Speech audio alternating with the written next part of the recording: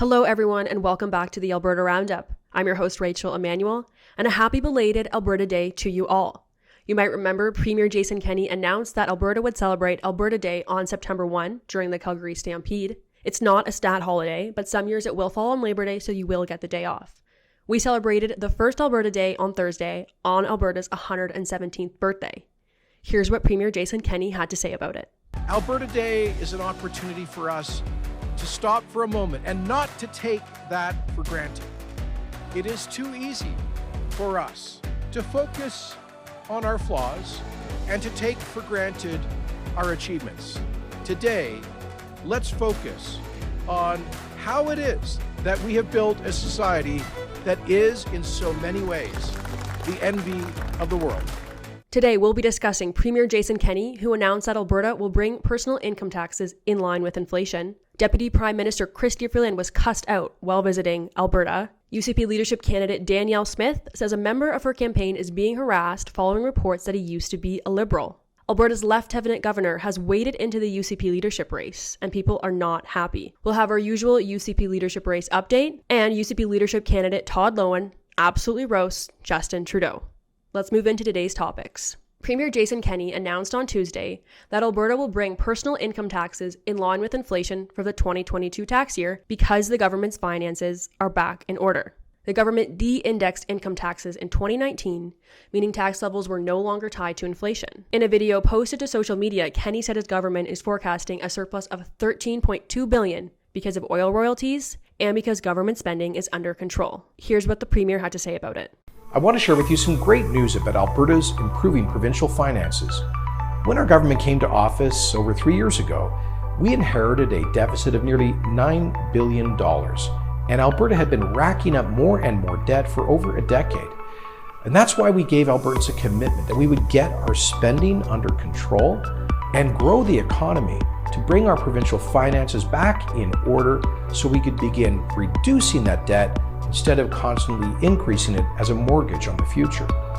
Well, we've done just that. We kept our word, and in fact, in the last fiscal year, we reported a substantial surplus for the first time in 14 years, and I'm pleased to report today that based on our first quarter projections for the current fiscal year, we won't have a surplus of $515 million that we originally projected in the February budget, but instead a surplus of $13.2 billion. Of course, a lot of that is thanks to growth in commodity prices and royalty revenues, but fundamentally, we never would have had a balanced budget on the books this year had it not been for getting our spending under control and the broader growth in Alberta's economy. Let's move into the controversy of the week. I'm sure you guys have seen videos of this circulating online by now. Deputy Prime Minister and Finance Minister Chrystia Freeland was cussed out by a protest while she was in Alberta. She was in Alberta for about a week, and the incident happened in Grand Prairie. During the stop, some Albertans made it very clear that they were not happy to see the Deputy Prime Minister and that they don't think she belongs in Alberta. Take a listen to the exchange. Oh, right there she is. Elias. Right there. Hurry, that's Chrystia. Chrystia! Yes? What the f*** are you doing in Alberta? You f***ing traitors! Get the f*** out of this province! You don't belong here. You're a f***ing traitor! Yeah, go ahead and hide. All right, guys, you got a traitor in the elevator. Chrystia Freeland, I'm going. Most people, including most of the UCP leadership candidates, quickly condemned the words and said this exchange was not appropriate and wouldn't result in a better deal for Alberta. However, not everyone agrees that the Freeland deserves their sympathy. Some people were quick to note that the Deputy Prime Minister was responsible for freezing Canadians' bank accounts during the Freedom Convoy. And an old video of Freeland resurfaced, which appears to show her laughing while discussing freezing bank accounts of some Freedom Convoy organizers. Okay, guys, what we're watching in the weeks ahead. Alberta's Lieutenant Governor has waded into the UCP leadership race, and now people are calling for her resignation. Lieutenant Governor Salma Lakhani on Thursday told reporters her office would independently evaluate UCP leadership frontrunner Danielle Smith's Alberta Sovereignty Act to determine whether it's constitutional before signing it into law. This is what she said, quote, "And we will get the appropriate advice that we need as to whether we can sign it, whether it's against our constitution," end quote. We've talked about the Alberta Sovereignty Act a lot of times it is sort of dominating conversation in the UCP leadership race right now. Danielle Smith says that it would bar federal legislation deemed harmful to Alberta and its interest. Now, the Queen's representative in Canada is considered a ceremonial role by many, but Lakhani said she's prepared for any backlash from people who believe she should play solely a ceremonial role. Now people are very angry. They're calling for her resignation. We'll see what happens in the weeks ahead, if those words have any teeth to them or if it's just talk. Let's move into our UCP leadership race update. Former UCP leadership contender John Horseman has endorsed Travis Taves. You guys might remember Horseman. He was only in the leadership race for about 2 weeks. He dropped out just before the first cutoff on July 20th. He dropped out less than an hour before that cutoff hit, saying the race was just too crowded. I spoke with him on Thursday, and he said the leadership race is about forging the leader Alberta needs. And he thinks Travis Taves has grown the most since putting his name forward for the premiership. Take a listen to what the two gentlemen had to say about the endorsement. I'm here tonight with John Horseman. John, thank you for your endorsement.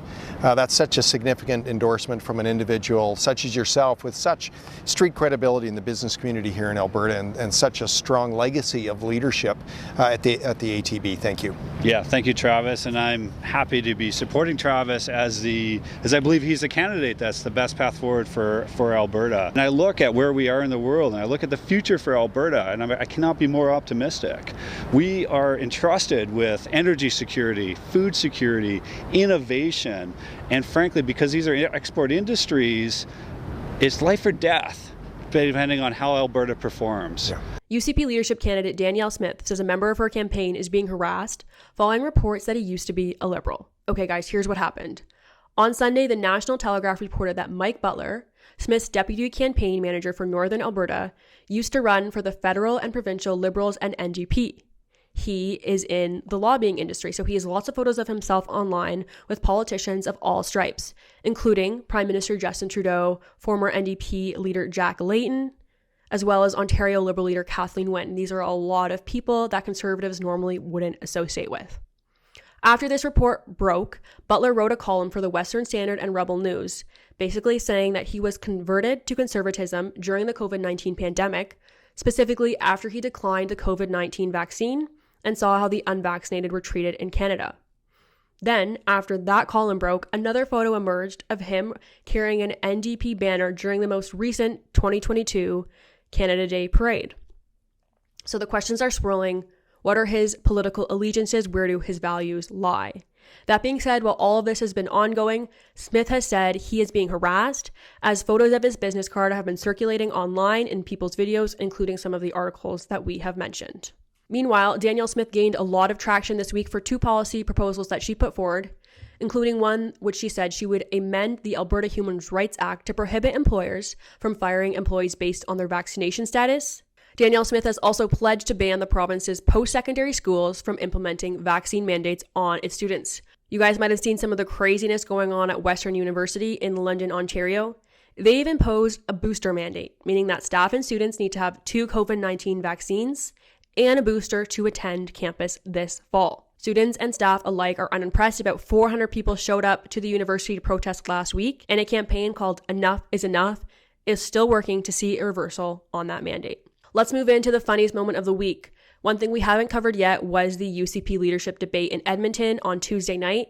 This was the last official debate. You might remember the other one was in Medicine Hat. I didn't dedicate a lot of time to this because I felt like I didn't hear a lot of new things from the candidates. At this point in the debate, they're really solidifying their positions. They're repeating things that they've said. They're getting good clips for Twitter. But, not a lot of new policies are emerging or new ideas are emerging in these debates. That being said, you might remember the last time we talked about this, I said Danielle Smith got so much time during the first debate because her opponents would continually pick her to debate with when they had the opportunity to pick an opponent to spar with. They didn't do that this time around. I think they probably noticed that tactic wasn't successful for them the first time going, because all it really did was give Smith so much time to speak about her ideas, and she didn't lose her cool in the face of some really personal attacks. So, the debate was a bit dry, but always good to give, voters more of an opportunity to learn about their candidates. However, I thought Todd Loewen had a really strong performance. I know that Loewen has sometimes struggled with his public speaking. I thought he did a really good job. He brought some really good points on inflation and on the economy. He held Travis Taves, the former finance minister's feet to the fire on Alberta's spending when Taves was finance minister. But he also had a couple really funny moments. Take a listen to this clip of him absolutely roasting Justin Trudeau. When it comes to grazing leases, there's a lot of contention with grazing leases, with public land, private land, and that relationship with the public, and there's a lot of work that needs to be done there. But I think when it comes, I guess I kind of want to go back to the fertilizer issue, and I actually think that if we used Justin Trudeau's BS, we could probably fertilize our crops with that. But unfortunately.